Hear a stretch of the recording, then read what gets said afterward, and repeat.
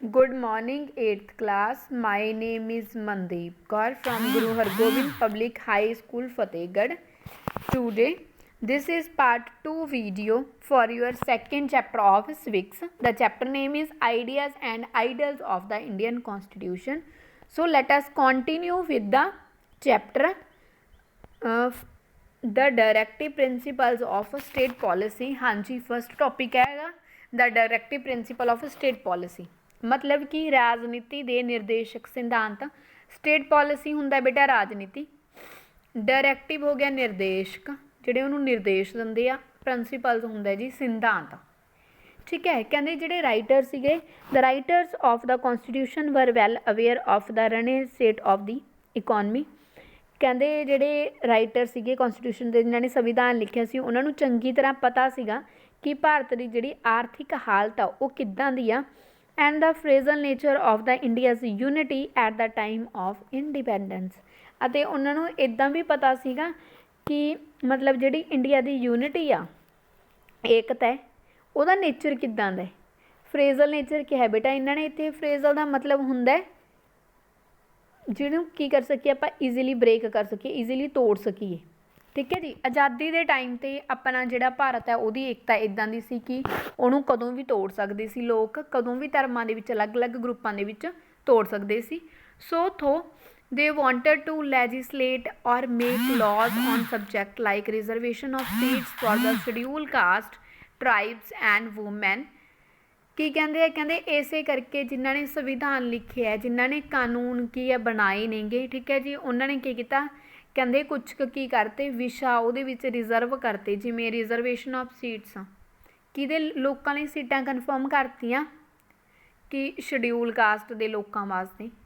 ਠੀਕ ਹੈ ਜੀ, ਪਛੜੀਆਂ ਸ਼੍ਰੇਣੀਆਂ ਕਹਿ ਲਓ ਜਾਂ ਪਛੜੀਆਂ ਜਾਤਾਂ ਕਹਿ ਲਓ, ਕਬੀਲੇ ਕਹਿ ਲਓ, ਅਤੇ ਔਰਤਾਂ ਦੇ ਲਈ ਨਹੀਂ। ਫਿਰ ਕੀ ਹੁੰਦਾ, ਜਿਹੜੇ ਹਾਈਅਰ ਮਤਲਬ ਕੀ ਹੈ ਕਾਸਟਾਂ ਦੇ ਲੋਕ ਨੇ ਉਹ ਇੱਕ ਕਾਲਜ ਜਾਂ ਸਕੂਲਾਂ 'ਚ ਪੜ੍ਹਦੇ, ਦੂਜੇ ਇੱਕ 'ਚ ਪੜ੍ਹਦੇ। ਹੁਣ ਕਿਉਂਕਿ ਜਿਹੜੀਆਂ ਸੀਟਾਂ ਨੇ ਰਿਜ਼ਰਵ ਕਰਤੀਆਂ, ਇਸ ਲਈ ਜਿਹੜੇ ਵਧੀਆ ਕਾਲਜ ਨੇ, ਵਧੀਆ ਮਤਲਬ ਯੂਨੀਵਰਸਿਟੀ ਸੀਗੀਆਂ, ਉੱਥੇ ਸ਼ਡਿਊਲ ਕਾਸਟ ਦੇ ਜਿਹੜੇ ਲੋਕ ਸੀ ਉਹਨਾਂ ਨੂੰ ਐਡਮਿਸ਼ਨ ਮਿਲਦੀ ਹੈ, ਇਸੇ ਕਰਕੇ ਵੂਮੈਨਸ ਨੂੰ ਐਡਮਿਸ਼ਨ ਮਿਲਦੀ। Compulsory education for all children, ਮਤਲਬ ਹਾਂ ਬੱਚਿਆਂ ਦੇ ਲਈ ਕੀ ਕਰਤੀ, ਕੰਪਲਸਰੀ ਐਜੂਕੇਸ਼ਨ ਕਰਤੀ। That is etcetera they know India did not have the resource for it. ਕਹਿੰਦੇ ਉਹਨਾਂ ਨੂੰ ਇਹ ਵੀ ਪਤਾ ਸੀ ਕਿ ਭਾਰਤ ਦੇ ਕੋਲ ਇਹਨਾਂ ਸਾਰੀਆਂ ਚੀਜ਼ਾਂ ਦੇ ਲਈ ਕੋਈ ਰਿਸੋਰਸ ਨਹੀਂ ਹੈਗਾ। So they created a set of guidelines which incorporated these ideals. ਕੀ ਕਹਿੰਦੇ ਆ, ਕਹਿੰਦੇ ਇਸੇ ਕਰਕੇ ਉਹਨਾਂ ਨੇ ਇੱਕ ਗਾਈਡਲਾਈਨਸ, ਇੱਦਾਂ ਦੀਆਂ ਸ਼ਰਤਾਂ, ਇੱਦਾਂ ਦੇ ਮਤਲਬ ਲਾਗੂ ਕੀਤੀਆਂ ਜਿਹੜੀਆਂ ਕੀ ਕਰਦੀਆਂ ਸੀਗੀਆਂ, ਇਹਨਾਂ ਨੂੰ ਕੀ ਕਰਦੀਆਂ ਸੀ, ਫੋਲੋ ਕਰਦੀਆਂ ਸੀ। ਇਹ ਗਾਈਡਲਾਈਨਸ ਨੂੰ ਕੀ ਕਿਹਾ ਗਿਆ, ਕਹਿੰਦੇ ਥੀਸ ਗਾਈਡਲਾਈਨਸ ਵਰ called the directive principal of state policy. ਇਹਨਾਂ ਨੇ ਕਹਿਤਾ ਵੀ ਇਹਨੂੰ ਕਾਹਦਾ ਨਾਮ ਦਿੱਤਾ, directive principal of state policy, ਮਤਲਬ ਰਾਜਨੀਤੀ ਦੇ ਨਿਰਦੇਸ਼ਕ ਸਿਧਾਂਤ ਕਿ ਇਹਨਾਂ ਦੀ ਪਾਲਣਾ ਹੋਣੀ ਜ਼ਰੂਰੀ ਆ।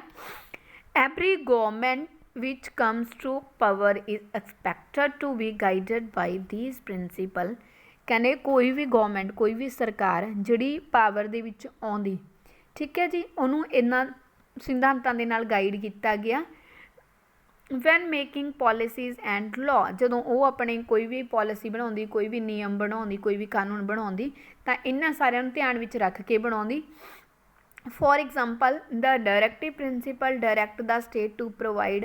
ਹਾਂਜੀ, ਕਹਿੰਦੇ ਜਿਹੜੇ ਡਾਇਰੈਕਟਿਵ ਪ੍ਰਿੰਸੀਪਲ ਸੀਗੇ ਕਿਸੇ ਵੀ ਸਟੇਟ ਦੇ, ਮੰਨ ਲਓ ਕੋਈ ਕੰਪਨੀ ਸਟੇਟ ਨੂੰ ਲੈ ਕੇ ਪਾਵਰ 'ਚ ਆਈ ਆ, ਕਿਸੇ ਰਾਜ ਮਤਲਬ ਕਿਸੇ ਸਟੇਟ ਦੇ ਵਿੱਚ ਕਹਿ ਲਓ, ਕਿਸੇ ਰਾਜ ਦੇ ਵਿੱਚ ਜਾਂ ਪ੍ਰਦੇਸ਼ ਦੇ ਵਿੱਚ ਉਹ ਰਾਜ ਕਰ ਰਹੀ ਆ, ਤਾਂ ਉੱਥੇ ਉਹਨੂੰ ਕੀ ਕੰਪਲਸ਼ਨ ਸੀਗੀ, free and compulsory education for all up to the age of 14।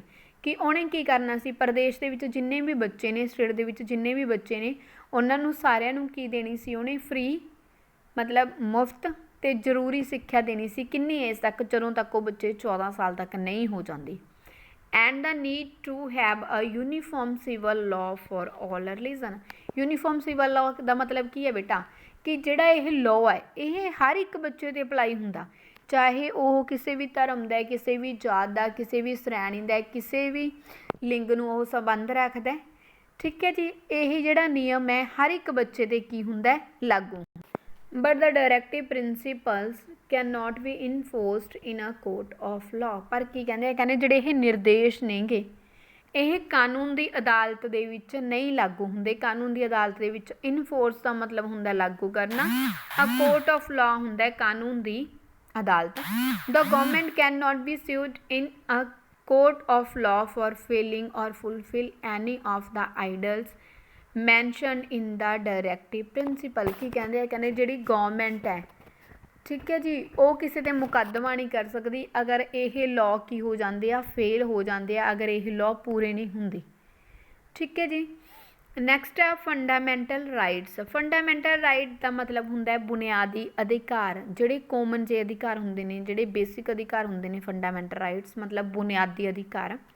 The constitution of India assures its citizens certain fundamental or basic rights. ਕਿ ਜਿਹੜਾ ਆਪਣਾ ਸੰਵਿਧਾਨ ਹੈ ਭਾਰਤ ਦਾ, ਠੀਕ ਹੈ ਜੀ, ਉਹ ਇੱਥੋਂ ਦੇ ਜਿਹੜੇ ਨਾਗਰਿਕ ਨੇ ਉਹਨਾਂ ਨੂੰ ਕੀ ਕਰਦਾ, ਫੰਡਾਮੈਂਟਲ ਜਾਂ ਫਿਰ ਬੇਸਿਕ ਅਧਿਕਾਰ ਦਿੰਦਾ।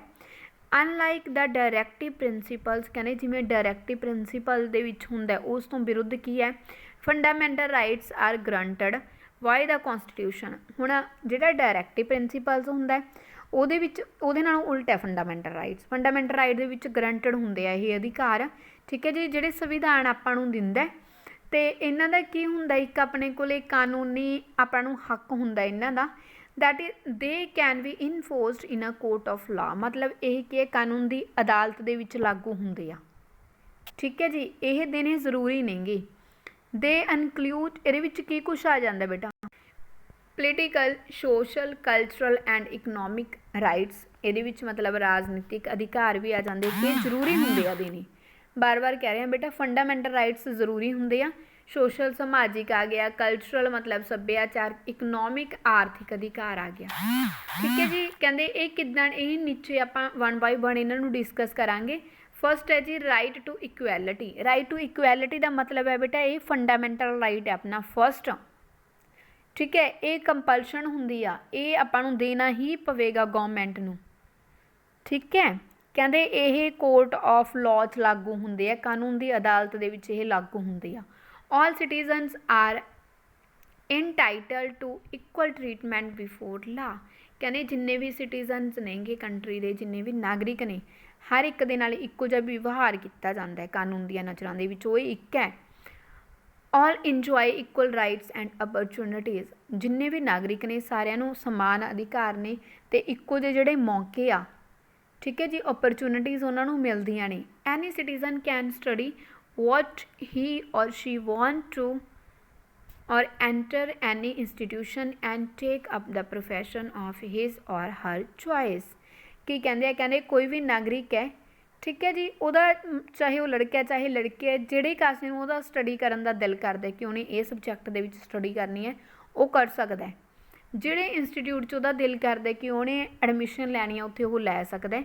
ਠੀਕ ਹੈ ਜੀ, ਅਤੇ ਉਹ ਪਰ ਪ੍ਰੋਫੈਸ਼ਨ ਉਹ ਯੂਜ਼ ਕਰ ਸਕਦਾ ਹੈ ਜਿਹੜੇ ਨੂੰ ਮਤਲਬ ਕੀ ਕਰਦਾ, ਉਹਦੀ ਚੋਇਸ ਮੰਨਦੀ ਹੈ, ਚਾਹੇ ਉਹ ਲੜਕਾ ਚਾਹੇ ਲੜਕੀ ਹੈ। ਜਿਹੜਾ ਕੋਈ ਉਹਨੇ ਪ੍ਰੋਫੈਸ਼ਨ ਚੂਜ਼ ਕਰਨਾ, ਪ੍ਰੋਫੈਸ਼ਨ ਦਾ ਮਤਲਬ ਹੋ ਗਿਆ ਕਿੱਤਾ, ਚਾਹੇ ਉਹਨੇ ਟੀਚਰ ਬਣਨਾ, ਚਾਹੇ ਉਹਨੇ ਡਾਕਟਰ ਬਣਨਾ, ਚਾਹੇ ਉਹਨੇ ਐਗਰੀਕਲਚਰ ਕਰਨੀ ਆ। ਗਵਰਨਮੈਂਟ ਕਿਸੇ ਦੇ ਵੀ ਪ੍ਰੋਫੈਸ਼ਨ ਦੇ ਵਿੱਚ ਇੰਟਰਫੇਅਰ ਨਹੀਂ ਕਰ ਸਕਦੀ, ਇਹ ਪਰਸਨ ਦਾ ਖੁਦ ਦੀ ਚੋਇਸ ਹੈ। There shall be no discrimination. ਕਿਸੇ ਨਾਲ ਕੋਈ ਵਿਤਕਰਾ ਨਹੀਂ ਕੀਤਾ ਜਾਂਦਾ। ਵਟ ਐਵਰ ਦਾ ਸਟੇਟ, ਕਹਿੰਦੇ ਚਾਹੇ ਸਟੇਟ ਹੈ ਜਿਹੜੀ ਰੈਜ਼ਰਵਾਇਰ ਮਤਲਬ ਕਿ ਰਿਜ਼ਰਵ ਕਰਦੀ ਆ ਉਹਦੇ right to make special provision for women. ਮਤਲਬ ਕਿ ਕਹਿੰਦੇ ਜਿਹੜੀ ਸਟੇਟ ਹੁੰਦੀ ਹੈ, ਪ੍ਰਦੇਸ਼ ਹੁੰਦਾ ਹੈ, ਉਹ ਔਰਤਾਂ ਦੇ ਲਈ ਅਲੱਗ ਤੋਂ ਕਿ ਸਪੈਸ਼ਲ ਉਹਨਾਂ ਦੇ ਲਈ ਅਧਿਕਾਰ ਫਿਕਸ ਕਰਦੀ ਹੈ, ਅਤੇ ਜਿਹੜੀਆਂ ਮਤਲਬ ਕਿ ਪਛੜੀਆਂ ਸ਼੍ਰੇਣੀਆਂ ਹੁੰਦੀਆਂ ਨੇ ਉਹਨਾਂ ਦੇ ਲਈ ਵੀ ਕੀ ਕਰਦੀ ਆ, ਅਧਿਕਾਰ ਤੈਅ ਕਰਦੀ ਆ, ਅਤੇ ਉਹਨਾਂ ਨੂੰ ਇਕੁਅਲ ਰਾਈਟ ਦਿੰਦੀ ਆ।